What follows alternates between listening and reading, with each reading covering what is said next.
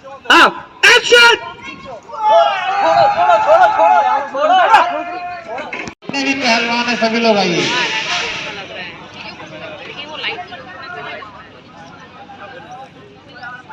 দেখা পাইছে কিদৰে শ্বুটিং চলি আছে আৰু সম্পূৰ্ণ দৃশ্যাংশ দেখুৱাই ল'ব চেষ্টা কৰি আছোঁ আৰু সম্পূৰ্ণ দৃশ্যটো চাই লওক। এয়া চাওক কিদৰে শ্বুটিং চলি আছে আৰু বহু কেইজন নামী দামী অভিনেতাসকল আহিছে।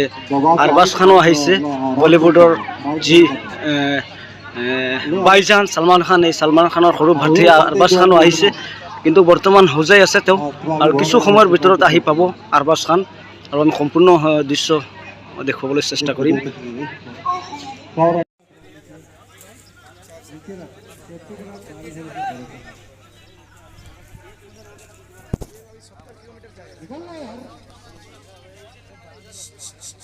लाल टोपी हो, ये देखो।